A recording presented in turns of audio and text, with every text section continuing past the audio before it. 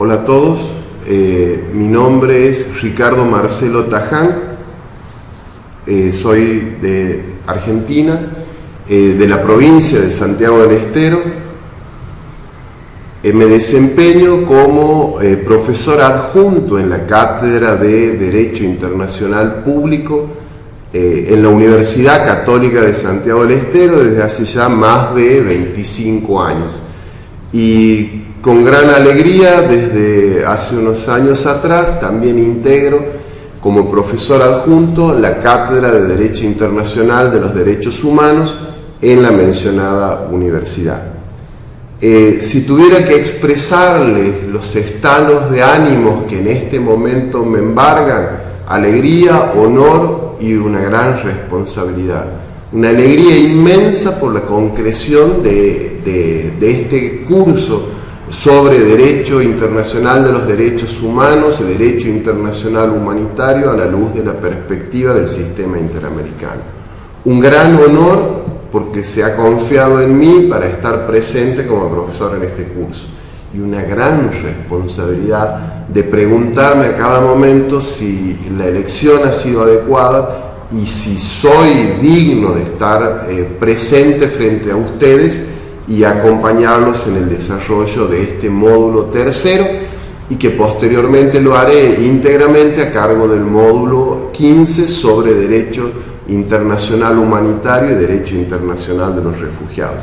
En lo que va a ser el desarrollo de este módulo, la primera parte del módulo tercero, abarcaremos el sistema interamericano de derechos humanos, lo vamos a presentar, y vamos a ver la Carta de la OEA, vamos a ver la Declaración Americana de los Derechos y Deberes del Hombre, la Convención Americana de Derechos Humanos o Pacto de San José de Costa Rica y los otros instrumentos jurídicos del sistema interamericano. A posteriori analizaremos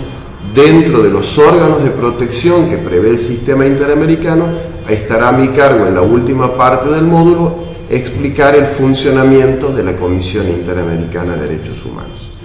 En el siguiente módulo, en el módulo 15, tendré a cargo el desarrollo del derecho internacional humanitario y del derecho internacional de los refugiados, y vamos a ver cómo convergen y se complementan con el derecho internacional de los derechos humanos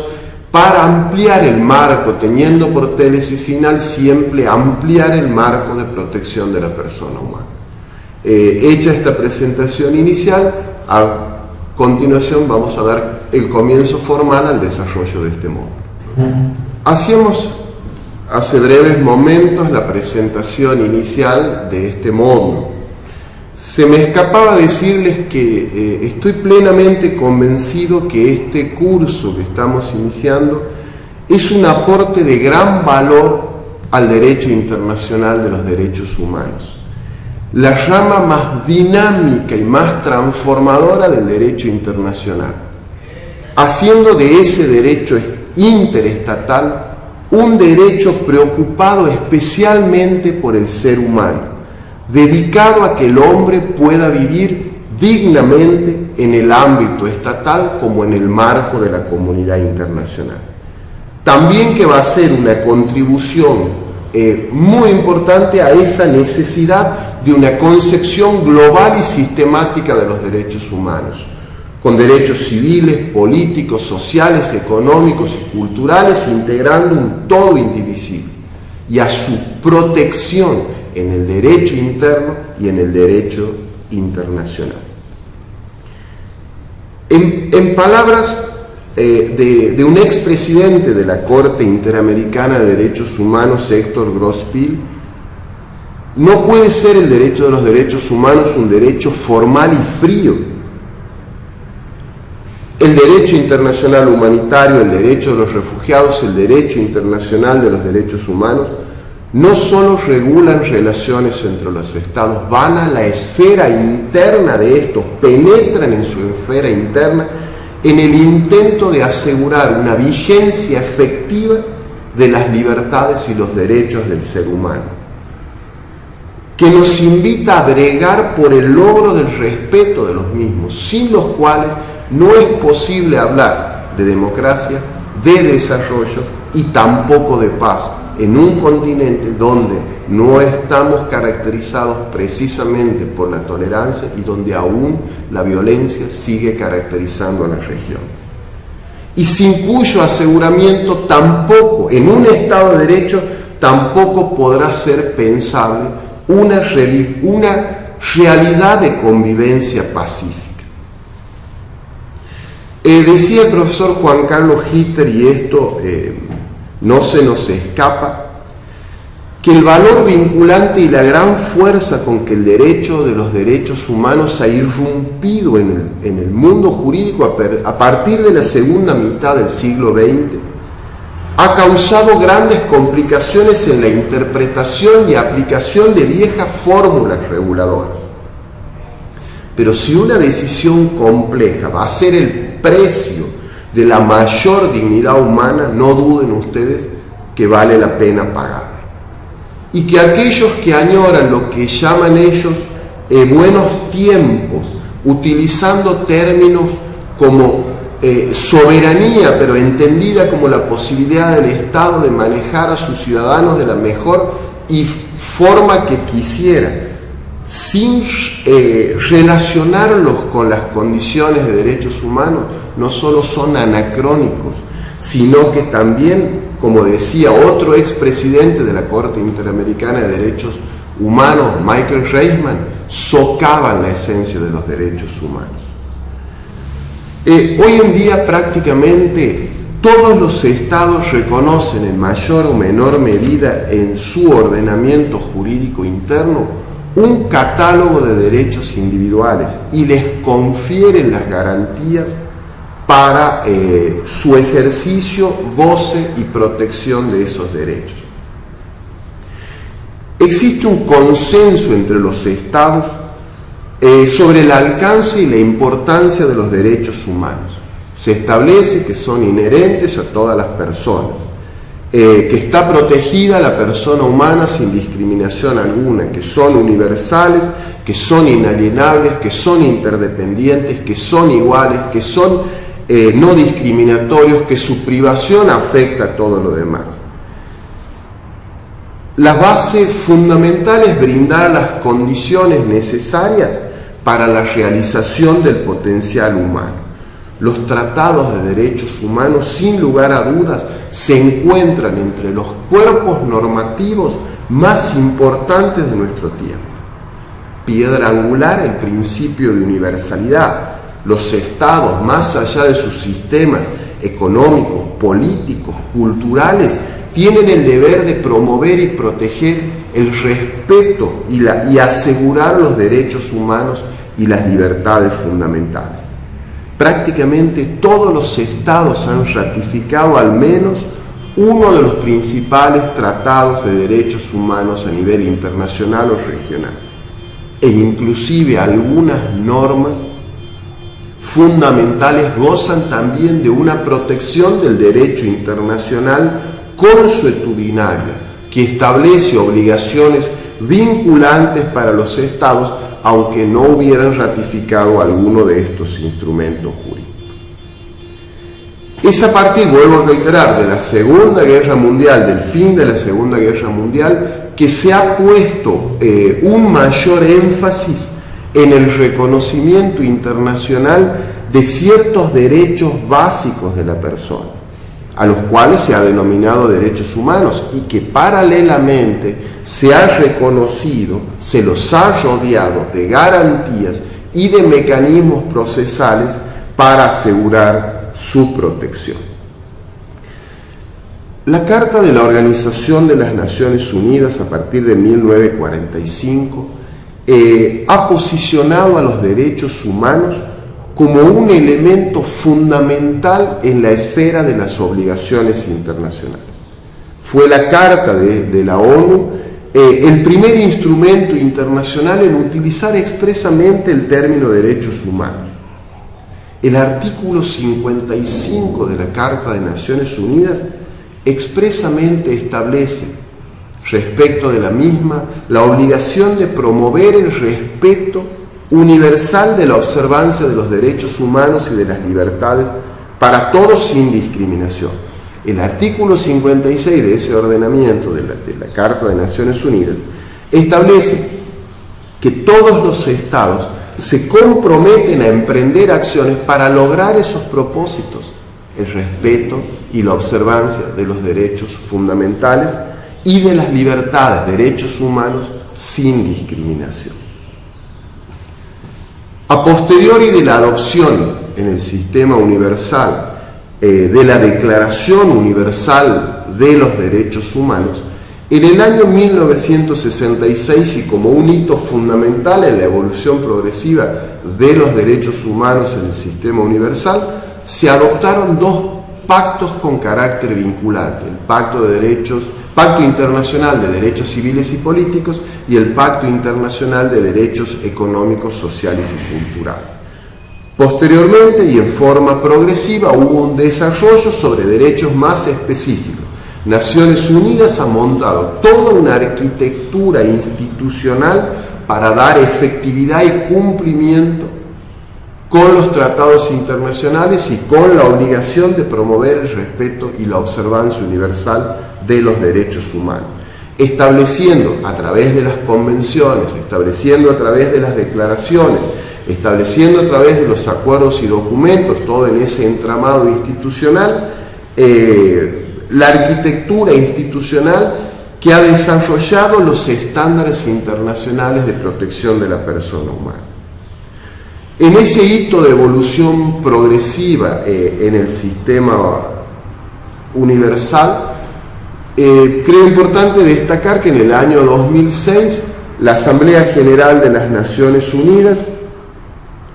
creó el Consejo de Derechos Humanos, que viene a suplantar a la ex Comisión de Derechos Humanos, buscando reforzar la eficacia, la legitimidad y la credibilidad del sistema internacional de derechos humanos. Y en mis clases siempre pongo énfasis en un otro hito fundamental, que es la entrada en vigor de la Corte Penal Internacional. Porque en esta entrada en vigor de la Corte Penal Internacional, amén de que en lo demás se busca o se trata de la responsabilidad del Estado, con la aparición de la Corte Penal Internacional tenemos la posibilidad de juzgar a personas físicas, a los responsables individuales de las graves violaciones, las más graves, aquellas que sacuden la conciencia de la humanidad, de genocidio, de lesa humanidad, de crímenes de guerra, de crimen de agresión. Y los países americanos, si tomamos en cuenta la evolución en el sistema universal, no han sido ajenos a este proceso. Y en el marco de este sistema instaurado, regional, sistema interamericano de derechos humanos, se han adoptado también numerosos instrumentos relativos a la protección de los derechos humanos. El propósito de este sistema interamericano de protección de los derechos humanos es hacer valer la responsabilidad del Estado en lo que concierne a la observancia y la garantía de los derechos humanos. Responsabilidad internacional del Estado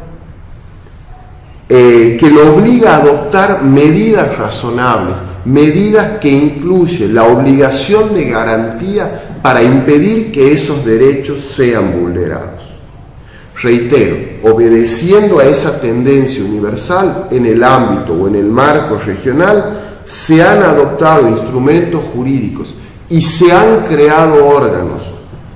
encargados de velar por el cumplimiento y la observancia de derechos humanos. Todo esto lo vamos a desarrollar más puntualmente a continuación. Si metodológicamente y entrando propiamente al sistema interamericano y siguiendo a Antonio Cancado Trindade,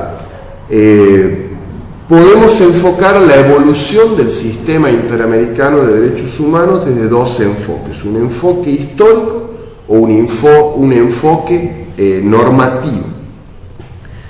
Desde el enfoque histórico, Cancado Trindade describe 4 fases en la evolución del sistema interamericano. Una fase de los antecedentes con la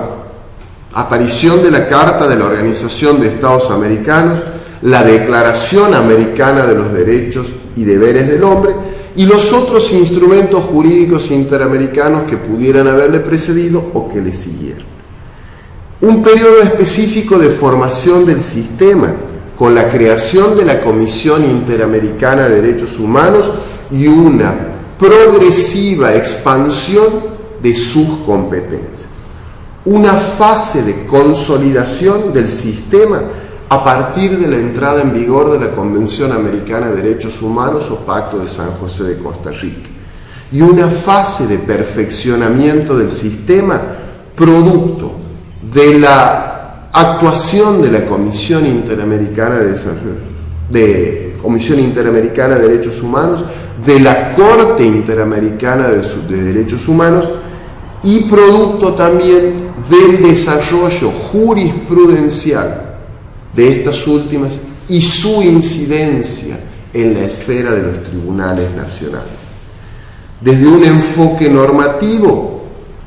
nos permite, siguiendo al autor mencionado, enfocar en el sistema interamericano de derechos humanos muy específicamente dos subsistemas normativos a partir de la diversidad de fuentes jurídicas aplicables en materia de derechos humanos y en la medida en que ellos resultan vinculantes para los estados. Muy en claro, diversidad de fuentes que no son incompatibles entre sí,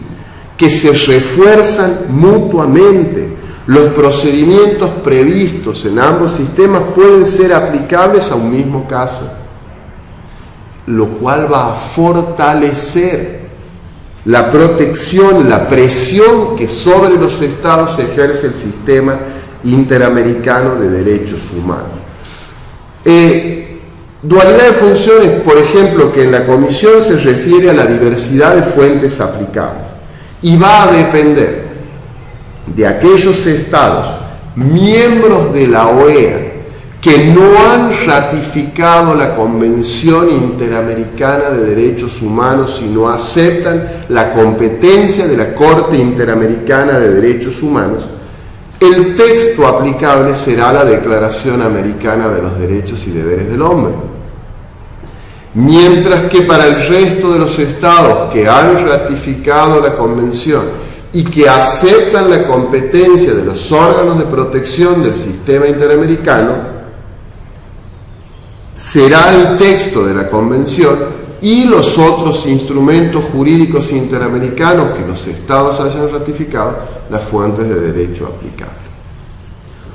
Esto no va a excluir que en la interpretación de la Declaración Americana de los Derechos y Deberes del Hombre, la Comisión pueda recurrir por vía analógica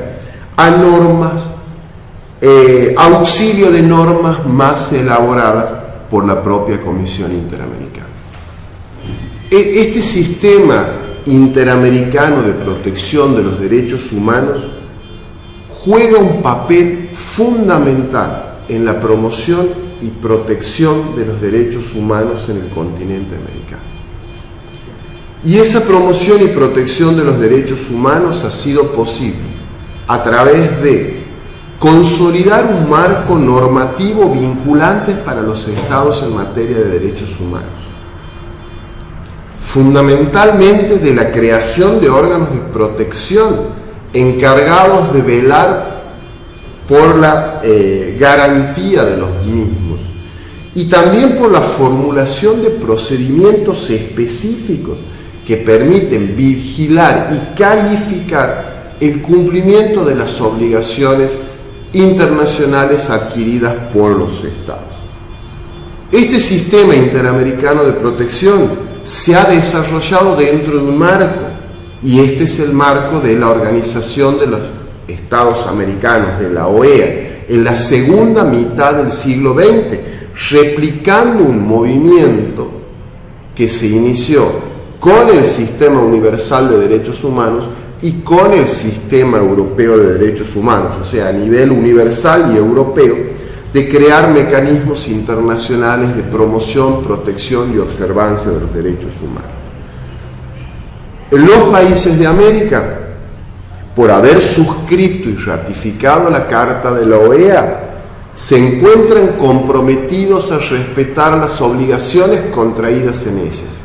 y los derechos consagrados en la Declaración Americana de los Derechos y Deberes del Hombre. Los Estados, miembros de la OEA, que también han ratificado la Convención Americana sobre Derechos Humanos, el Pacto de San José de Costa Rica, y los otros instrumentos jurídicos interamericanos, también se comprometen con los derechos y libertades protegidos en ella. Quiero que quede claro,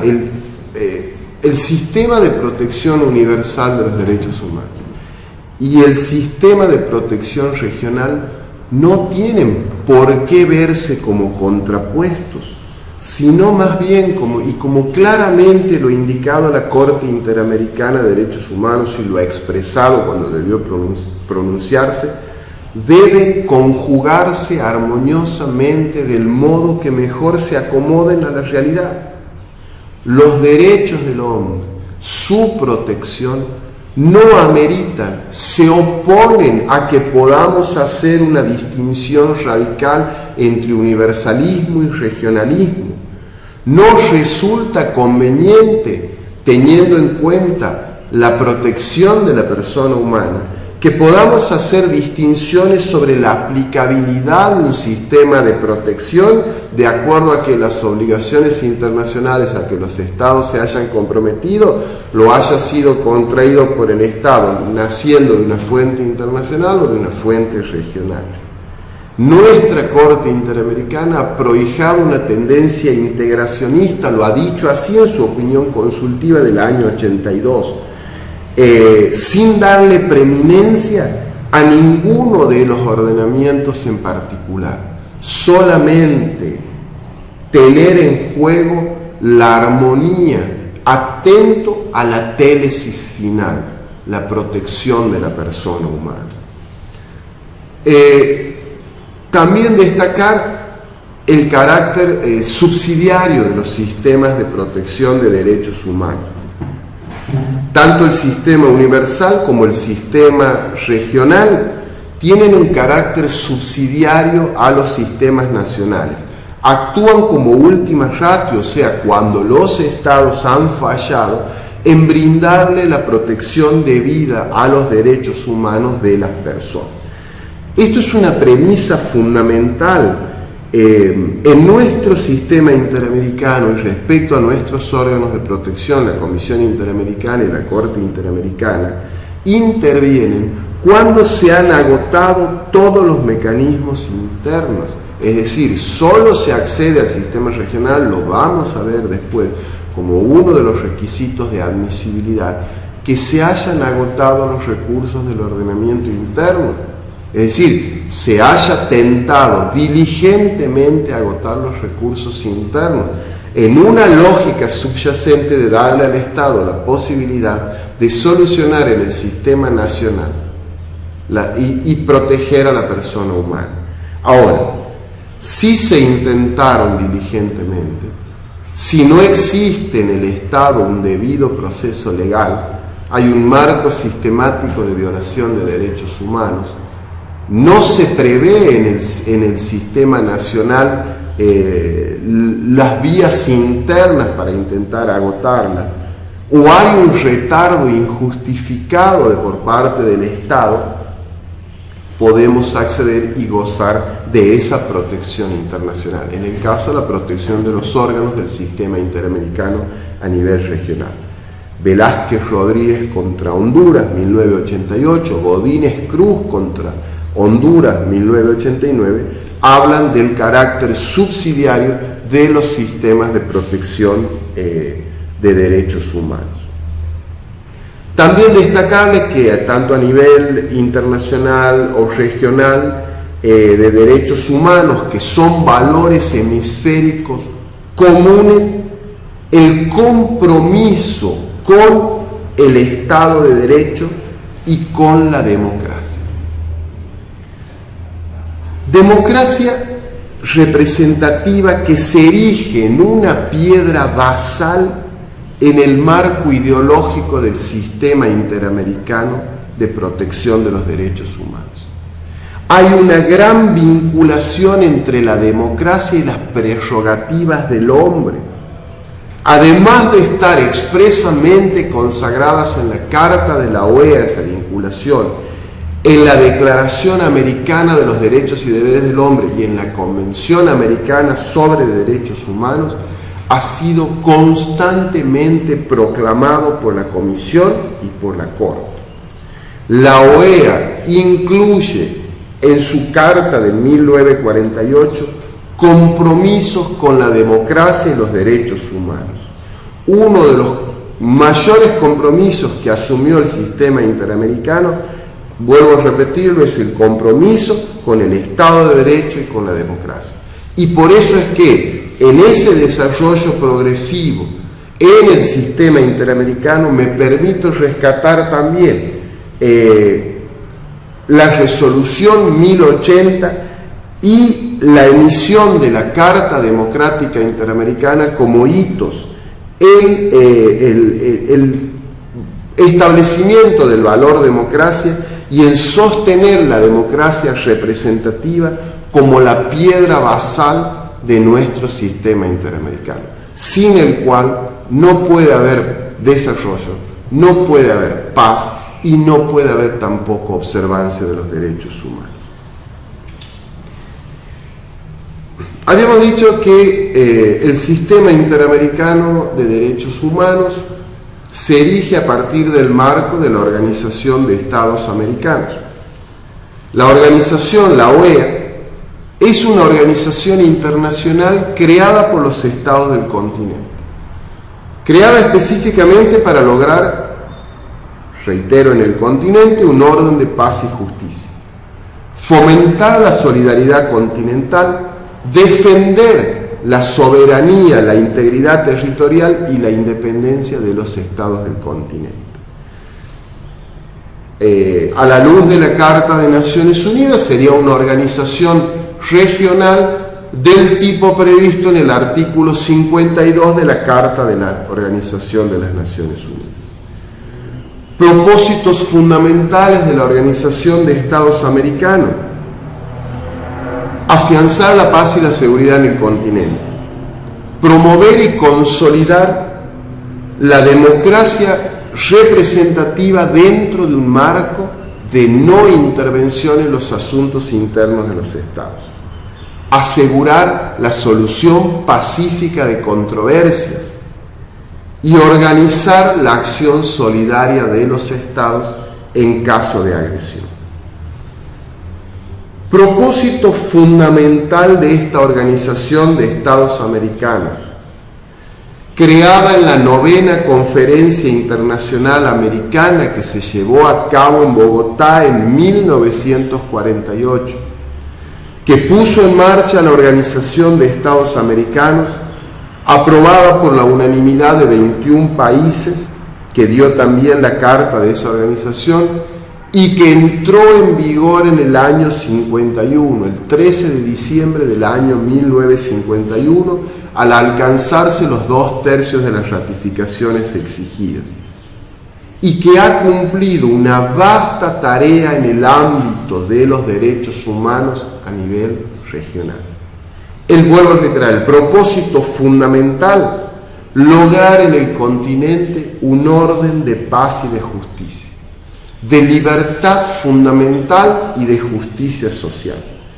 dentro de un marco de las instituciones democráticas. Pone énfasis en la democracia dentro del marco ideológico y con respeto a los derechos esenciales del hombre. Ente regional internacional. El organismo regional más antiguo del mundo, reitero, creado en el año 1948 y entrado en vigor en el año 1951, que fuera posteriormente enmendado por los protocolos de Buenos Aires en el año 67, el de Cartagena de Indias en el año 85, el protocolo de Washington en el año 92 y el de Managua en el año 93.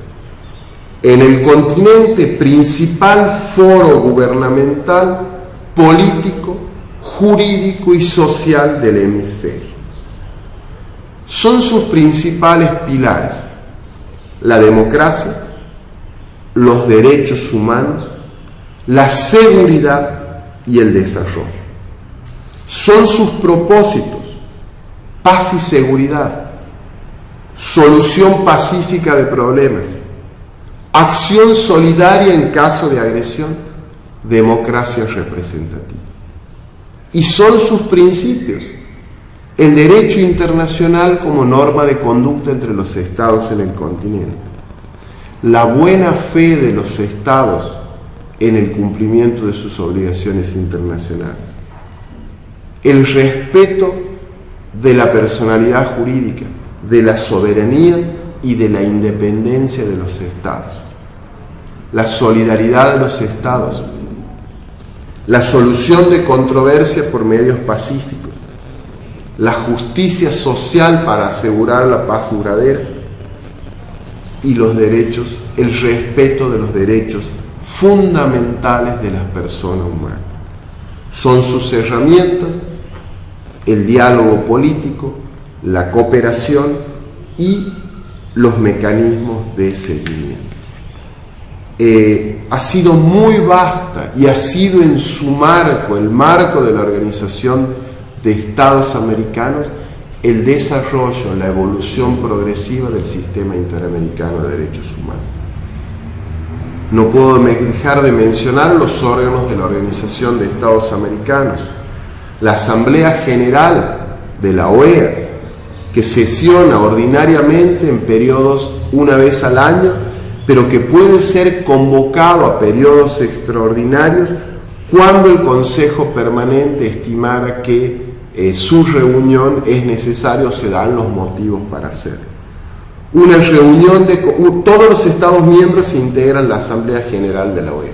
La reunión de consulta de ministros de Relaciones Exteriores. Todos los asuntos de interés común puede tratar esta reunión de consulta, pero también los asuntos de carácter urgente, y uno muy específico, la aplicación del TIAR, Tratado Interamericano de Asistencia Recíproca. El Consejo Permanente de la OEA, que conoce todos los asuntos que pudieran serle referidos por la Asamblea General y por el Consejo, por la reunión de consulta de ministros de Relaciones Exteriores. La OEA tiene un Comité Jurídico Interamericano, cuerpo consultivo en asuntos jurídicos, y tiene una secretaría, que es el órgano central de carácter permanente. Me parece importante destacar que en el ámbito regional y dentro del marco de la OEA se ha creado también una secretaría específicamente para el fortalecimiento democrático. Su principal labor es contribuir al sostenimiento democrático en los Estados miembros, poniendo énfasis en el valor democracia a nivel continental. Pero también tiene a cargo bregar por una progresiva expansión de los derechos y libertades fundamentales de las personas. Y merece también destacarse la presencia de la figura de la Cumbre de las Américas frente a desafíos presentes y futuros, que reúne a los jefes de Estado del hemisferio. En lo que nos atañe y dentro de la Carta de la Organización de los Estados Americanos, muy importante destacar el artículo 53, que introduce como dentro del marco de la OEA a la Comisión Interamericana de Derechos Humanos. Su artículo 106, que establece que la misma tendría como función principal la observancia y defensa de los derechos humanos y servir como un órgano de consulta. En el segundo párrafo del artículo 106 se establece expresamente que una Convención Interamericana sobre Derechos Humanos terminaría de determinar la estructura definitiva, los procedimientos de la Comisión Interamericana de Derechos Humanos y de los otros órganos encargados de la materia en el sistema. estos artículos y este marco de la OEA ha sido un punto de inflexión para la formación del sistema interamericano de derechos humanos. El artículo 150 de la Carta prevé que mientras no entrara en vigor esa convención interamericana que les mencionaba anteriormente, la Comisión Interamericana velaría por la observancia de los derechos humanos en el continente. Todavía tenemos a la Comisión Interamericana en una especie de limbo jurídico que va después cambiarse esta situación a partir de las sucesivas reformas y expansiones de sus competencias hasta lograr dar o ser un órgano convencional autónomo principal. La Carta de la OEA, les había mencionado, ha sido reformada a partir de su entrada en vigencia en el año 1951. Sin lugar a dudas, que en lo que a nosotros nos interesa, el sistema interamericano de derechos humanos, el Pacto de Buenos Aires de 1967, el Protocolo de Buenos Aires, que entrara en vigor en el año 1970, es el más importante de ellos. Recordemos que al no estar fundado en un instrumento convencional, el sistema interamericano, a partir de la entrada en vigencia de la Carta de la OEA, se caracterizaba por no tener bases jurídicas sólidas, por ambigüedades que solamente, como había dicho anteriormente, le permitía a la Comisión actuar como un órgano, como un instrumento de observancia y de promoción de los derechos humanos, pero no verdaderamente como un órgano de protección de los mismos. Poseía una condición jurídica muy precaria, no estaba adecuada a la estructura institucional de la OEA. En la mayor parte de las veces debía recurrir a las habilidades o persuasiones, habilidades políticas de sus miembros en pos de su actuación, pero estaba en una especie de limbo jurídico. Es mediante la revisión de la Carta de la OEA, mediante su reforma por el Protocolo de Buenos Aires, que la Comisión Interamericana va a ser incorporada expresamente al texto de la Carta y la va a incorporar como un órgano principal de la organización, con finalidad de la observancia y protección de los derechos humanos y servir también como un órgano consultivo en materia de derechos de la OEA. O sea, adquiere la Comisión Interamericana, a partir de este Protocolo de Buenos Aires, el carácter de órgano principal de la OEA, fortaleciendo sus atribuciones políticas y diplomáticas. Sus funciones pasarían no solo a ser de promoción y observancia de los derechos humanos, fundamentalmente pasarían a ser de protección de los derechos humanos en su carácter de órgano principal de la OEA. E indirectamente también va a significar, como dice Héctor Faundés Ledesma, el dotarlo de fuerza obligatoria a la Declaración Americana de los Derechos y Deberes del Hombre, que va a ser un marco de referencia respecto a lo que debe entenderse de derechos humanos para los estados que a posteriori no ratificarían la Convención Americana ni los otros instrumentos jurídicos. El Protocolo de Buenos Aires, dice Faundés Ledesma, indirectamente dotó de una fuerza jurídica obligatoria a la Declaración Americana de Derechos y Deberes del Hombre. Ahora, este marco establecido por el Protocolo de Buenos Aires, era sabido, tenía un carácter transitorio,